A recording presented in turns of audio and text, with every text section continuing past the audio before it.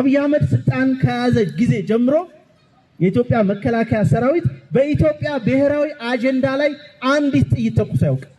አንዲት ጥይት በኢትዮጵያ ላለፉት 8 ዓመታት አንድም ጥይት ለኢትዮጵያ ብሔራዊ ጥቅም አልተተኮሰችም። ጥይቶቹ የተተኮሱት በጠቅላላው በህዝብ ላይ ያንድን ግለሰብ ስልጣን ለማራዘም ነው። ቃላቶቹ ያስረስ ማረዳምጤ ቃላቶች ናቸው። በጥያቄ ምልክቶች የታጠረው የኢትዮጵያ ዕጣ ፈንታ፣ የፌዴራል መንግስቱና የፋኖ ኃይሎች ፍጥጫ እውነታው የትኛው ነው? የካቲት 2010 ዓ.ም ኢትዮጵያ በአዲስ ተስፋ ስትንቀጠቀጥ መደመር የሚለው ቃል የብዙዎችን ልብ በሰላም ሲሞላ ዛሬ በአማራ ክልል ሰማይ ስር የሚዘንበው የድሮን ጥይትና የከባድ መሳሪያዎች ድምጽ ይወጣል ብሎ የገመተው ጥቂት ነበር። ትናንት የለውጡ አጋር የሰራዊቱ ደጀንና የኢትዮጵያ የቁርጥ ቀን ልጆች የተባሉት የፋኖ ኃይሎች ዛሬ በመንግስት መዝገብ ላይ የናጡት ነካሽና የውጭ ኃይሎች ተላላኪ ተብለው ሲሰየሙ፣ መንግስት ደግሞ በበኩሉ ለሀገር ጥቅም አንድም ጥይት ያልተኮሰ በሚል ከባድ ወቀሳ ሲወረወርበት ይስተዋላል። ይህ ፍጥጫ ተራ የቃላት ጦርነቶች ብቻ አይደለም። በመሬት ላይ በሚፈሰው ደምና በፈረሱ ቤቶች የሚለካ የህልውና ቀውስ ነው። እውን የፌዴራል መንግስቱ የሀገሪቱን ብሔራዊ ጥቅም ለፖለቲካዊ ዕድሜ ሲል አሳልፎ ሰጥቷልን? ወይንስ የፋኖ ኃይሎች እንደሚባለው የህግ የበላይነትን የሚንዱ ጽንፈኞች ናቸው? ከ2010 ዓ.ም ወዲህ ኢትዮጵያን ያጥለቀለቃት የግጭት ማዕበል የብቃት ማነስ ውጤት ነው ወይንስ ሆን ተብሎ የተቀነባበረ ፖለቲካዊ ስልት ነው? በሁለቱ ወገኖች መካከል ያሉትን የሚቃረኑ ትርክቶችን መረምራቸዋለን። በጭፍጨፋና በመፈናቀል የታጀበውን የአማራ ህዝብ የህልውና ጥያቄ፣ የመንግስትን የህግ ማስከበር መከራከሪያና በሁለቱም ኃይሎች መካከል የተዘረጋውን ጥልቅ የጥርጣሬ ገደል በጥልቀት እንፈትሸዋለን። ትናንት አብረው የደሙት ኃይሎች ዛሬ ለምን የጠብ መንጃ አፈሙዝ ተማዘዙ?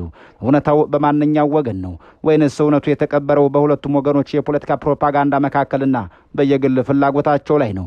በኢትዮጵያ በአማራ ክልል ላለፉት ወራት እየተካሄደ ያለው ጥጥቃይ ግጭት የፌዴራል መንግስቱንና የፋኖ ታጣቂ ኃይሎችን ወደ ለየለት ጦርነት አስገብቷቸዋል። ሁለቱም ወገኖች በጦር ሜዳ ከሚያደርጉት የተኩስ ልውውጥ ባሻገር ከባድ የሆኑ የፖለቲካና የታሪክ ክሶችን እርስ በርስ እየተወራወሩ ናቸው። የፋኖ ታጣቂ ኃይሎች የፌዴራል መንግስቱን ወደ ስልጣን ከመጣበት ጊዜ ጀምሮ አንድም ጥይት ለኢትዮጵያ ብሔራዊ ጥቅም አልተኮሰም በማለት ይከሱታል።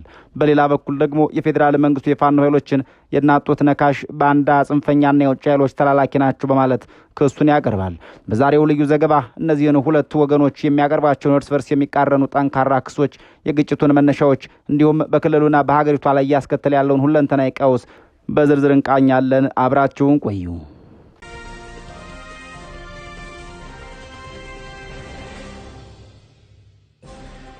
ነገራችን ላይ ይሄ ሰልጣኝ የሚሰለጥነው ያገዛዙን ሰራዊት ለመዋጋት ብቻ አይደለም። በአሁኑ ሰዓት ኢትዮጵያ የምትባለው ሀገር የመከላከያ ሰራዊት የላትም። አንድን ሰራዊት የመከላከያ ሰራዊት ሊያደርገው የሚችል የመጀመሪያው የተሸከመው ዓላማ ነው።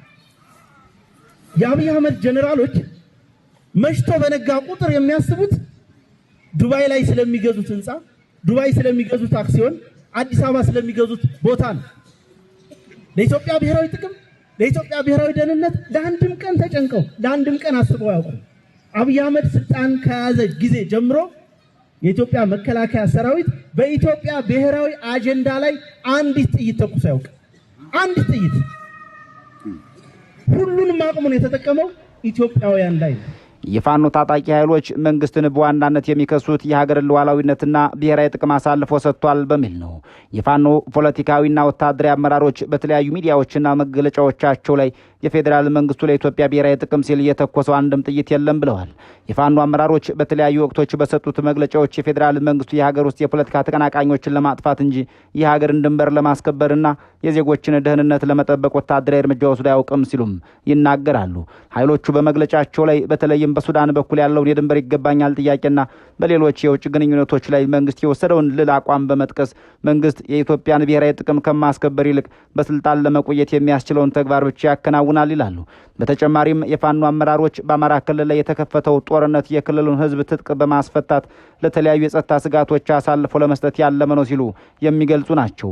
ክቡራን ሆይ የፋኖ ኃይሎች ክስ ምን ያክል ተጨባጭና ምን ያክል እውነታ ነው? ጠቅላይ ሚኒስትሩ ወደ ስልጣን ከመጡበት ከየካቲት 2010 ዓ.ም ዓ.ም ጀምሮ በኢትዮጵያ የተከሰቱ ግጭቶችና ጦርነቶች፣ ስደትና መፈናቀሎችን ላፍታ ቃኝተናቸው እንመለስ። በእርግጥም የፋኖ ታጣቂዎች በኢትዮጵያ ፌዴራላዊ መንግስት ላይ የሚያቀርቧቸው ክሶችና ቅሬታዎች ውስብስብ፣ ከታሪካዊ ስርቆት እስከ ወቅታዊ የፖለቲካ ቀውሶች የሚዘልቁ ናቸው። እነዚህን ክሶች ምን ያክል ተጨባጭ ናቸው የሚለውን ለመገምገም ጠቅላይ ሚኒስትር አብይ አህመድ ወደ ስልጣን ከመጡበት ከየካቲት 2010 ዓ.ም ጀምሮ የተከሰቱትን ሁነቶች በጥልቅ መመልከት ያስፈልጋል። ቀዳሚው ክስ የአማራ ህዝብ የህልውና አደጋ ተጋርጦበታል የሚለው ክስ ነው። ፋኖ መንግስትን የሚከስበት ቀዳሚው ነጥብ መንግስት በኦሮሚያ ክልል በተለይም በወለጋና በቤኒሻንጉል ጉሙዝ ክልል በተለይም በመተከል ለዓመታት በአማራ ተወላጆች ላይ ለደረሰው ጭፍጨፋና መፈናቀል ተባባሪ ነው ወይም መከላከል አልቻለም የሚል ነው። የክሱ ተጨባጭነት ስንመለከተው ደግሞ ይህ ክስ በብዙ መልኩ ተጨባጭ መረጃዎች አሉት። ዓለም አቀፍ የሰብአዊ መብት ተሟጋቾች እንደ አምነስቲ ኢንተርናሽናል ያሉ እንደ ሂውማን ራይቶች ያሉና በኢትዮጵያ ሰብአዊ መብቶች ኮሚሽን ማለትም ኢሰመኮ በተደጋጋሚ እንደዘገቡት ባለፉት 6 ዓመታት በሺዎች የሚቆጠሩ ንጹሃን አማራዎች በብሔር ማንነታቸው ምክንያት ብቻ ተገድለዋል። በሚሊዮን የሚቆጠሩት ደግሞ ተፈናቅለዋል። መንግስት ሸኔ የሚለውን የኦሮሞ ነጻነት ጦር ወይም ኦላን ተጠያቂ ቢያደርግም ፋኖ ግን መንግስት ውስጥ ያሉ ኃይሎች ጭፍጨፋውን ያመቻቻሉ ብሎ ያምናል። የልዩ ኃይሉ መፍረስና ክህደትም ለፋኖ ኃይሎች ሁለተኛው ክስ ነው። ከህወሓት ጋር በተደረገው የ2 ዓመት ጦርነት ፋኖ ከመከላከያ ሰራዊቱ ጎን ቆሞ ተዋግቷል። ሆኖም የፕሪቶሪያው ስምምነት ከተፈረመ በኋላ መንግስት የክልሉ ልዩ ኃይሎችን መልሶ ለማደራጀት ወይም ለመበተን የወሰደው እርምጃ የጠመንጃ ፈሙዝን ወደ ፋኖ እንዲያዙር አድርጎታል። የክሱን ተጨባጭነት እንመልከተው። ፋኖ ይህንን እንደ ክህደት ይቆጥረዋል። ህወሓት ትጥቅ ሳይፈታና የወሰን ጥያቄዎች ማለትም እንደ ወልቃይትና እንደ ራያ ያሉት ሳይመለሱ እኛን ትጥቅ ማስፈታት አማራውን ለማጥቃት የተጋለጠ ነው የሚለው ክስ በብዙ የአማራ ክልል ነዋሪዎች ዘንድ ከፍተኛ ድጋፍ አለው። መንግስት በበኩሉ አንድ ጠንካራ ብሔራዊ ጦር ለመገንባት የክልል ኃይሎች መፍረስ አለባቸው የሚል ህገ መንግስታዊ መከራከሪያውን ያቀርባል። ሶስተኛው ክስ የኢኮኖሚና ማህበራዊ መገለል ክስ ነው። በአዲስ አበባ ዙሪያ የተመሰረተው የሸገር ከተማ ግንባታና በዚያ ሂደት የተፈጸሙ የቤት ማፍረስ እርምጃዎች እንዲሁም የአማራ ተወላጆች ወደ አዲስ አበባ እንዳይገቡ መከልከላቸው ፋኖ መንግስትን የኦሮማ ፖለቲካ አራማጅ ብሎ እንዲከስ ምክንያት ሆኗል። ተጨባጭነቱም በሸገር ከተማ በሺዎች የሚቆጠሩ ቤቶች መፍረሳቸውና በርካታ ዜጎች ሜዳ ላይ መውደቃቸው የሚካድ አይደለም። የአማራ ተወላጆች ወደ አዲስ አበባ እንዳይገቡ በኬላዎች ላይ መከልከላቸውም በቪዲዮዎችና በዓይን እማኞች የተረጋገጠ እውነታ ነው። ይህ ሁኔታ ፋኖ በመንግስት ላይ የሚሰነዝረው መንግስት የአንድን ብሔር የበላይነት ለማስፈን እየሰራ ነው የሚለውን ክስ ለብዙዎች አሳማኝ አድርጎታል። ከ2010 ዓ.ም ጀምሮ ኢትዮጵያ ከፍተኛ የሰላም እጦት አስተናግዳለች። በሰሜኑ ጦርነት በሚሊዮን የሚቆጠሩ ዜጎች ተፈናቅለዋል። ኢኮኖሚው ደቋል። የውስጥ መፈናቀሉም አያሌ ነው። ኢትዮጵያ በአንድ ወቅት በዓለም ቀዳሚውን የውስጥ ተፈናቃይ ቁጥር ያስመዘገበች አፍሪካዊት ሀገር ነች።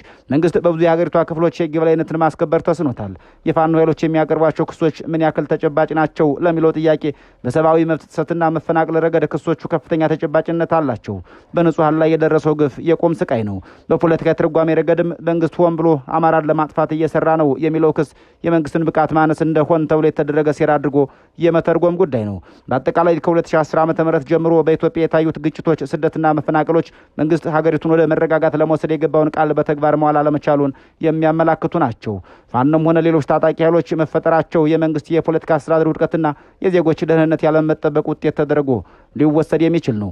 በአሁኑ ወቅት በአማራ ክልል እየተካሄደ ያለው ጦርነትና የድሮን ጥቃቶች ደግሞ ችግሩን ከፖለቲካዊ መፍትሄው ይልቅ ወደ ከፋ ደም መፋሰስ እየወሰዱት እንደሚገኙ በርካቶች የሚስማሙበት ወታደራዊ ሽንፈት ነው።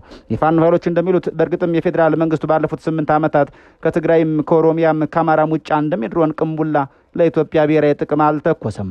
ከዚህ ቀደም በነበሩ ጦርነቶች ከሀገር መከላከያ ሰራዊት ጎን በመሰለፍ መስዋዕትነት መክፈላቸውን ያስታወሱት የፋኖ አመራሮቹ አሁን ላይ መንግስት የክልሉ ልዩ ኃይል ለማፍረስና ፋኖን ትጥቅ ለማስፈታት የወሰደው ውሳኔ ህዝቡን ያለምንም መከላከያ የማስቀረት ዓላማ አድርገው እንደሚመለከቱት ይናገራሉ። የፋኖ አመራሮች እንደሚሉት መንግስት ህግ የማስከበር በሚል ስም በክልሉ የከፈተው ጦርነት ህዝባዊ ጥያቄዎችን በኃይል ለማፈን የተደረገ እርምጃ ነው። ኢትዮጵያ ውስጥ የሚታዩ ሌሎች የጸጥታ ችግሮችን የታጠቁ ኃይሎች እያሉ ሙሉ ትኩረቱን በአማራ ክልል ላይ ማድረጉ መንግስት ለብሔራዊ ጥቅም ሳይሆን ለፖለቲካዊ በላይነት እየሰራ መሆኑን ያሳብቃል ሲሉ የፋኖ ቃል አቀባዮች በድምጽ በሰጡት ቃለ ምልልስ እየተናገሩ ናቸው። በተቃራኒው የፌዴራል መንግስቱ የፋኖ ኃይሎችን እጅግ ከባድ በሆኑ ቃላት ይከሳል። የመንግስት ከፍተኛ ባለስልጣናት፣ ሚኒስትሮች ምክር ቤት እንዲሁም የሀገር መከላከያ ሰራዊት ከፍተኛ መኮንኖች በየጊዜው በሚሰጧቸው መግለጫዎች የፋኖን ኃይሎች የናጡት ነካሾች፣ ባንዳዎች፣ ጽንፈኛዎችና ተላላኪዎች ሲሉ ይጠሯቸዋል። የመንግስት ባለስልጣናትና የጸጥታ አካላት አመራሮች የናጡት ነካሽ የሚለውን ቃል የተጠቀሙት የፋኖ ታጣቂዎች ከዚህ ቀደም አብሯቸው የደማውንና የክልሉን የታደገውን የሀገር መከላከያ ሰራዊት ከጀርባ በማጥቃታቸው እንደሆነም ይናገራሉ። የሀገር መከላከያ ሰራዊት የሀገር ሉዓላዊነት የሚጠብቅ ተቋም ሆኖ ሳለ በሰራዊቱ ላይ ጥቃት መክፈት ሀገርን የማፍረስና የክህደት ተግባር ነው ሲሉ የመንግስት ኮሚኒኬሽን ባለስልጣናት በመግለጫቸው ደጋግመው ተናግረውታል። በተጨማሪም መንግስት የፋኖ ኃይሎችን ጽንፈኛ ሲል ገልጻቸዋል። የመንግስት ቃል አቀባዮች ይህንን ሲያብራሩ ኃይሎቹ ህገ መንግስታዊ ስርዓቱን በኃይል ለመናድ የሚንቀሳቀሱ የህግ የበላይነትን የማይቀበሉና በክልሉ ስርዓት አልበኝነትን ለማንገስ የሚሰሩ ናቸው በሚል ነው። በመንግስት በኩል የሚሰጡትን መግለጫዎች እንደሚያስረዱት እነዚህ ኃይሎች የህዝብን የዕለት ተዕለት እንቅስቃሴ በማስተጓጎል መሰረተ ልማቶችን በማውደምና ህጋዊ አስተዳደርን በማፍረስ ላይ ተሰማርተዋል ሲሉም የፌዴራል ፖሊስና የመከላከያ ሰራዊት አመራሮች ይገልጻሉ። የፌዴራል መንግስቱ ባንዳና ተላላኪ የሚለውን ክስ በተመለከተም የፋኖ ኃይሎች የኢትዮጵያን ሰላም ከማይፈልጉ የውጭ ታሪካዊ ጠላቶችና የውስጥ ጸረ ሰላም ኃይሎች ጋር በቅንጅት እየሰሩ ነው ሲል ከሷል። የፌዴራል መንግስቱ የጸጥታ ሪፖርቶች ታጣቂዎች የውጭ ኃይሎችን የጥፋት አጀንዳ በኢትዮጵያ ውስጥ ለማስፈጸም በፕሮክሲነት ወይም በተላላኪነት እያገለገሉ ነው ሲሉም ያስታውቃሉ። መንግስት ማናቸውንም የፖለቲካ ጥያቄዎች በሰላማዊና በህጋዊ መንገድ ብቻ ማቅረብ አለባቸው ሲልም በተደጋጋሚ ያሳስባል። የሁለቱ ወገኖች ክስ ልውውጥና የትጥቅ ግጭት በክልሉ ነዋሪዎች ላይ ከፍተኛ የሆነ ሰብአዊና ማህበራዊ ብሎም ኢኮኖሚያዊ ቀውስ እያስከተለ ነው። የሰብአዊ መብት ተሟጋች ተቋማት፣ ዓለም አቀፍ ድርጅቶችና የዓይን እማኞች ግጭቱ የፈጠረው አስከፊ ገጽታ በሪፖርቶቻቸው ላይ መዝግበው አስቀምጠውታል። የኢትዮጵያ ሰብአዊ መብቶች ኮሚሽን ወይም ኢሰመኮ ባወጣቸው ተከታታይ ሪፖርቶች በግጭቱ ምክንያት ንጹሃን ዜጎች ህይወታቸውን ማጣታቸውን፣ የመሰረተ ልማት አውታሮች መውደማቸውንና በርካቶች ከመኖሪያ ቀያቸው መፈናቀላቸውን አስታውቋል። በክልሉ የሚገኙ ነዋሪዎች ለተለያዩ የሀገር ውስጥና የውጭ ሚዲያዎች በስልክ እንደተናገሩት በተደጋጋሚ በሚፈጠር የተኩስ ልውውጥ፣ በከባድ መሳሪያ ድብደባና በድሮን ጥቃቶች የንጹሃን ደም እየፈሰሰ ነው ብለዋል። በኢኮኖሚው ዘርፍ ክልሉ ከፍተኛ የሆነ ኪሳራ እያስተናገደ ይገኛል። የንግድ እንቅስቃሴዎች መቆማቸውን፣ የትራንስፖርት መስመሮች በተደጋጋሚ መዘጋታቸውንና የግብርና ስራዎች በከፊል መስተጓጎላቸውን የክልሉ ነዋሪዎችና ነጋዴዎች ይገልጣሉ። የትምህርትና የጤና ተቋማት በዚህ ቀውስ ሰለባ ሆነዋል። በርካታ ትምህርት ቤቶች በመዘጋታቸው በሚሊዮን የሚቆጠሩ ተማሪዎች ከትምህርት ገበታ ውጭ ሆነዋል ሲሉም የትምህርት ባለሙያዎች ሚኒስትሩን ጨምሮ ተናግረዋል። ሆስፒታሎችና የጤና ጣቢያዎች የመድኃኒትና የሕክምና ቁሳቁስ እጥረት እንዳጋጠማቸው የሕክምና ባለሙያዎች እያስታወቁ ናቸው። መንግስት በበኩሉ መሰረተ ልማቶችን እያወደሙ ያሉትና አገልግሎቶች እንዲቋረጡ እያደረጉ ያሉት ጽንፈኛ ያላቸው ኃይሎች ናቸው ሲል ገልጿል። በሌላ በኩል ደግሞ ፋኖዎች መንግስት ህዝቡን ለማሰባሰብና ለማንበርከክ ሆን ብሎ አገልግሎቶችን እያቋረጠ ነው ሲሉ ይናገራሉ። ይህ የፖለቲካና የወታደራዊ ፍጥጫ እንዴት ሊፈታ ይችላል ለሚለው ጥያቄ፣ የችግሩን ስረ መሰረት ምንድነው ለሚለውም ጥያቄ የተለያዩ የፖለቲካ ሳይንስ ምሁራን፣ የታሪክ አጥኚዎችና የሰላም ግንባታ ባለሙያዎች ሀሳባቸውን ይሰጣሉ። የፖለቲካ ተንታኞች እንደሚሉት አሁን ያለው ግጭት ከቅርብ ጊዜ ወዲህ የተፈጠረ ሳይሆን ከረጅም ጊዜ ጀምሮ ሲንከባለል የመጡ የፖለቲካ ጥያቄዎችና ጥልቅ የሆነ የመተማመን እጦት ውጤት ነው ብለዋል። መንግስት ክልላዊ ልዩ ኃይሎችን ለማፍረስ እየወሰደ እርምጃ ግጭቱ መነሻ ቢሆንም ከጀርባው ግን ያልተፈቱ የድንበር የማንነትና የውክልና ጥያቄዎች አሉ ሲሉ ምሁራኑ ያብራራሉ። የግጭት አፈታት ባለሙያዎች በሰጡት አስተያየት ወታደራዊ ኃይል ብቻውን የፖለቲካ ችግር ሊፈታ አይችልም ብለዋል። የፌዴራል መንግስቱ ታጣቂዎቹን በኃይል ማዳከም፣ ህግ የማስከበር ዘመቻውን ለማጠናቀቅ ቢሞክርም የተቃውሞ መሰረት ህዝባዊ ቅርጽ ያለው በመሆኑ ዘላቂ ሰላም ሊመጣ የሚችለው በፖለቲካዊ ድርድር ብቻ ነው ሲሉ ባለሙያዎቹ ይናገራሉ። በተመሳሳይ መልኩ ታጣቂ ኃይሎችም የሚያነሷቸው ጥያቄዎች መፍትሄ ሊያገኙ የሚችሉት ሁሉን አቀፍ በሆነ የፖለቲካ ውይይትና የድርድር ጠረጴዛ ዙሪያ መሆኑን ተንታኞች ይናገራሉ። የሀገር ሽማግሎች፣ የሃይማኖት አባቶችና የሲቪል ማህበረሰብ ተቋማት ሁለቱም ወገኖች ያለምንም ቅድመ ሁኔታ ወደ ሰላም ንግግር እንዲመጡ ጥሪ በማቅረብ ላይ ናቸው። በፌዴራል መንግስቱና በፋኖ ታጣቂ ኃይሎች መካከል ያለው ውዝግብ በክስ ልውውጦች ታጅቦ ዛሬም ድረስ ቀጥሏል። እንደተመለከትነው የፋኖ ኃይሎች መንግስት ለሀገር ብሔራዊ ጥቅም ቆሞ ያውቅም፣ እኛ የምንታገለው የህዝባችንን ህልውና ለማስጠበቅ ነው ይላሉ። የፌዴራል መንግስት በበኩሉም ኃይሎቹ የሀገር መከላከያ ሰራዊትን የወጉ የናጡት ነካሾች፣ የህግ የበላይነትን የሚንዱ ጽንፈኞችና የውጭ ኃይሎች ተላላኪዎች ናቸው ሲል አቋሙን ይገልጻል።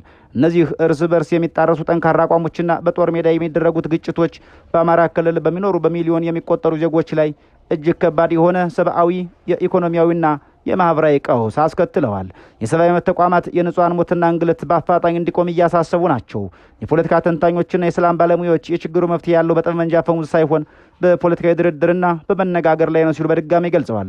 ሁለቱም ወገኖች ከሚያቀርቧቸው ከባድ ክሶችና ውንጀላዎች ወጥተው ለህዝብ ሰላም ሲሉ የፖለቲካ መፍትሄ እንዲያፈላልጉ የተለያዩ አካላት ጥሪያቸውን ማቅረባቸውን ቀጥለዋል። በያላችሁበት ዓለም ሰናይ ጊዜ እየተመኘን በዚሁ እንሰናበታለን።